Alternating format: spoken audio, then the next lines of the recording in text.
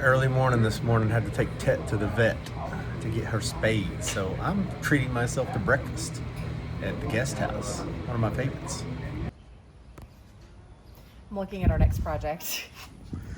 But More windows. this is a great spot to see, to show them what we went into and why it took so much work to make them fit. This is also in the dining room on the street side. These are the two finished windows. So this is the other side. Inside the window, this is a stop that there should not be. This is all silicone caulk that's been raised to fill on the other side of the stop. See this stop? This is the shape it should be. But we have this huge ledge of caulk that's been put in here. You see this glump and this glump and this glump, that's all just caulk that's been shoved in there to try to stop airflow. This is some kind of weird metal strip that's been placed on the outside of the exterior stop for the same reason. Then you can see that the sashes obviously didn't meet correctly like they were supposed to, because they've put some sort of weather stripping on this top sash. Again, you shouldn't need weather stripping up here necessarily, because the sashes should meet with the lock and they should hold tight. And you can put a little piece of spring bronze in here if you want to keep the air out. But if they fit properly, you shouldn't need weather stripping there. So we're just dealing with, oh, and here's another, like an old runner strip to make them open and close. We're dealing with 120 years of make-do solutions that we're gonna have to undo. Now, we're not gonna undo these to the extent that we did the front windows. We're gonna make these good enough. So we'll be fixing a lot of these problems, but not all the way back to the level that we fixed the front ones. We have some wood right here. You'll see this. This is the original stool and seal, but we're not gonna replace this. We've got the wood hardener from Abitron that I'm gonna put in here, and then we'll do the Abitron wood epoxy. You can't tell. No, it's mostly but there. It's solid. Like I could get Kevin's pocket knife and put here. Give me your pocket knife. I'll But show you him. can't have that cavity gaining water. It definitely will rot. Because it's gonna rot out the paneling here. Yeah. But you can see that's still good, solid. The fact that the knife isn't sinking down into that immediately, if that was rotten at all, the knife would just go right through. I'm hitting it hard. So we can do the wood hardener and the Abitron epoxy and keep this original piece of probably cypress. Keep the material, make it work. You have any fun facts for him before you go? Fun facts. I don't care. Okay, goodbye. You planning on what's gonna happen next? What our next project is now that we've... What I wanted to say was, I don't know if you guys all have seen how pretty the electrical is now, because it wasn't that pretty before. But Marcus Buffington, who helped us out tremendously during our Restoring Hope weekend.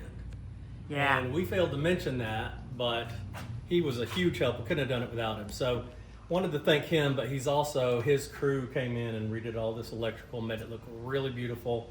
It's all up to code. So we're very fortunate to have him as a friend and as somebody came in and did some work for us, for sure. I want to thank Marcus too. This is a small town, and there is a lot of always in small towns, but especially right now. And one of the as I heard the other day was a little lady, 94 years old, calling around and saying that there is no way that we put on 5 events for the Restoring Hope weekend. So I guess those of you who came for Restoring Hope and went to the 5 events, they didn't actually happen. But there's no way that we did that and did the Spring Tour of Homes and did the events for the Spring Tour of Homes. There's just no way. That couldn't have possibly happened.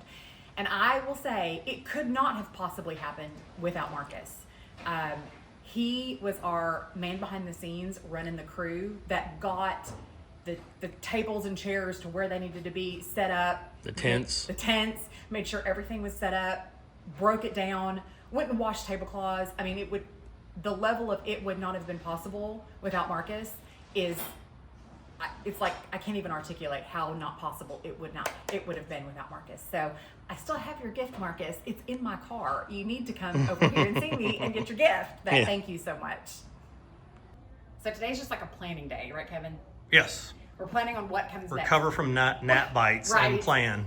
This was such a huge undertaking, and it feels weird that it's done because we've been working on the facade for the better part of a year, would you say? Probably. It's been forever. That seems like. we've been actively working on the facade. So the fact that it's technically finished, I mean, I have some touch up to do, but it's technically done. It's kind of overwhelming. So we're looking at what's next. So immediately next are these 2 windows. We're going to get those done. And like I said, they'll be lovely and they'll look great, but we're not going to do them to the extent that we did the front windows. There are, what did I count? Like 45 windows. Oh, how many total windows? Oh my gosh. in this property. We cannot do to all of them what we did to these No, heck no. windows. So we're going to get those done, and then we're going to start prepping the woodwork in this room. All of this woodwork is salvageable. The woodwork from the pocket door is under the house. We took it off, so we're going to get all of this stripped, primed, probably pre-painted before the drywall goes in. So this is where we are. We have to wait for the HVAC to be installed to do the electrical plumbing HVAC inspection. We want to do that all at one time. The HVAC is probably not going to get done. How long do you think? Maybe 3-4 weeks. Yeah, it could be another month. So we're kind of stalled as far as construction, but we can keep working forward on things that can be done. Windows, trim. We've got to get a runner in the floor for the pocket doors. We're going to start patching the flooring in here. Obviously, I'm going to get the mantle redone and put up. So it's just kind of like planning day a little bit. Should we walk them through and show what the rooms are going to be? Yeah. Okay. Should we put the mantle back together, you think? Yeah. And get this room a little more buttoned up? Yeah, that's what I figured we'd do. Okay. I've got to polish it all up and then we'll put it back together again. Yeah. Like we did the ones at Scotty, but they have to go back up one piece at a time. Yeah. Glue them on the wall. Yeah, and we got to put support in and all that. Yeah. So yes, as you face the front of the house, we're in the very far left. This is the dining room, and has been, I guess, since 1830 Ish. And so immediately behind it is the kitchen. And I want to point out the mop boards are all marble to match the Egyptian marble fireplace, so they all look like Egyptian marble.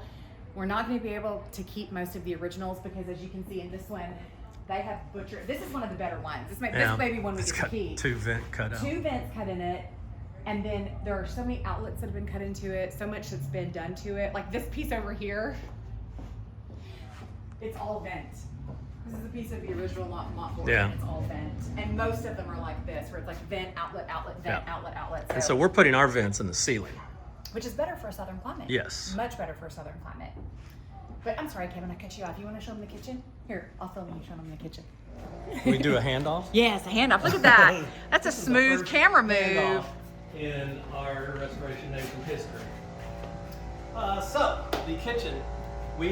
As you probably know, if you watch us, we don't do a today built-in fitted kitchen.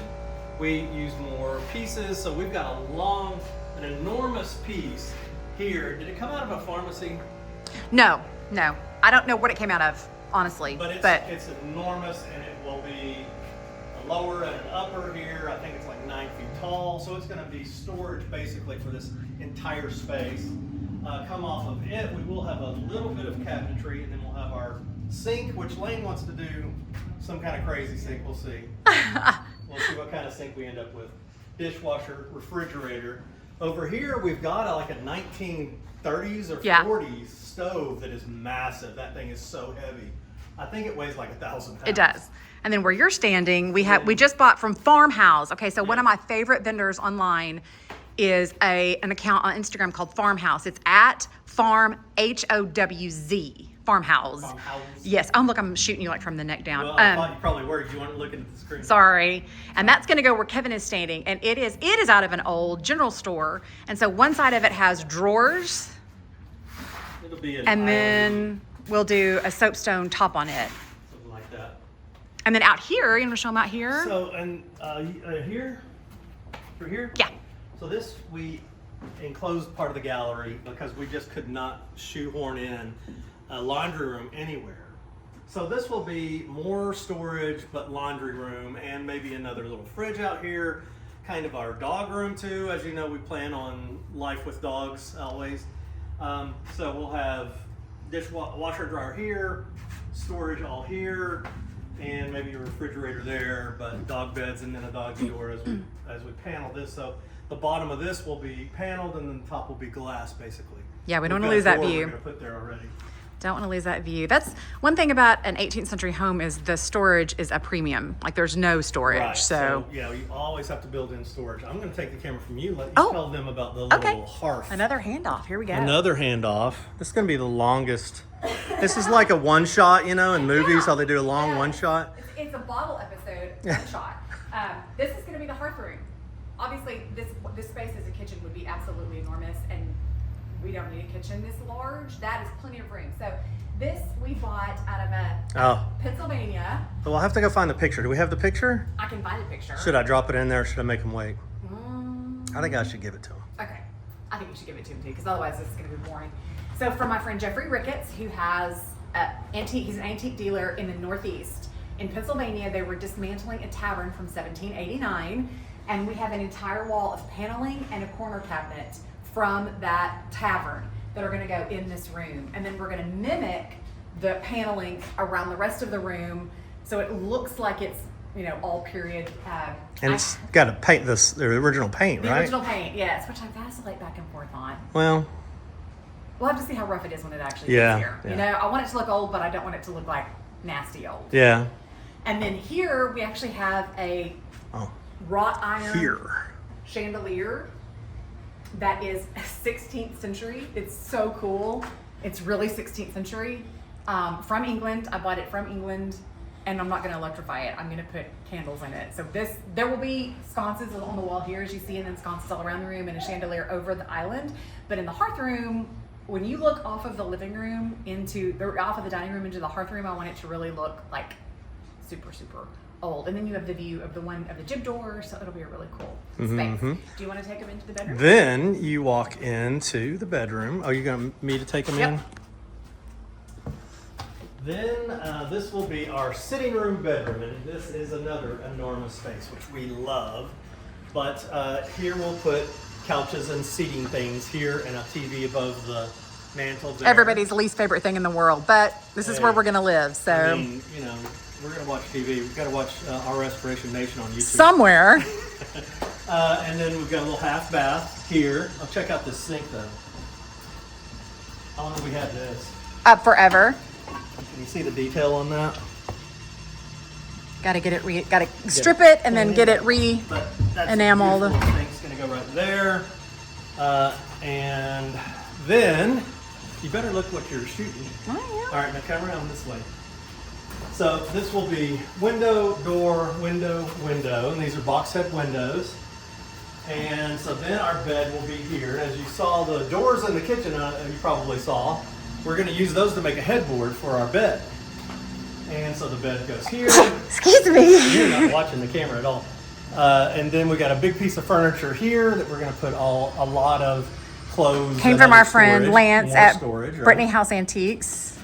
And Isn't it? then you kind of go back into the parlor. This is the parlor, main parlor here, the main front door there. I haven't seen the parlor yet. Should we walk them in there? Yeah, let's go in there. Here.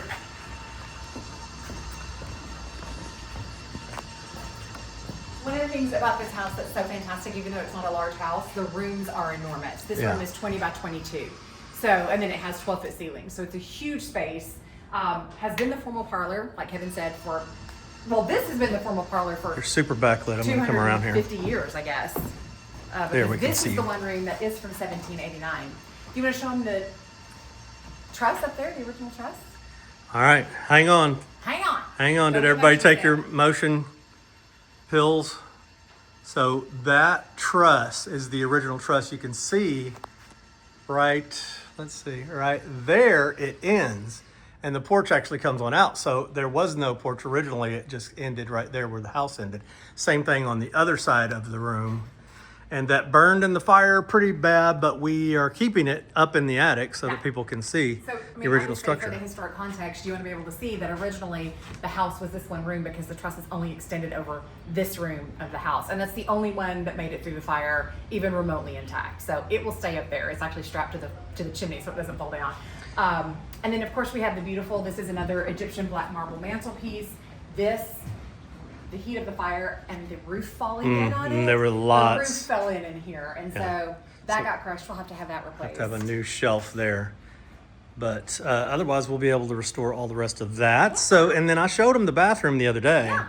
So So that's it. that's it for the main house. And then the gallery, which we will live on a ton because we're going to screen it in. And the gnats are so bad right now in Mississippi, y'all.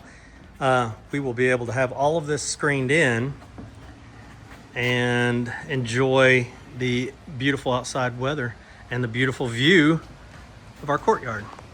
I did see somebody asked, how many rooms will we have at Hook Farm? Guest rooms will we have?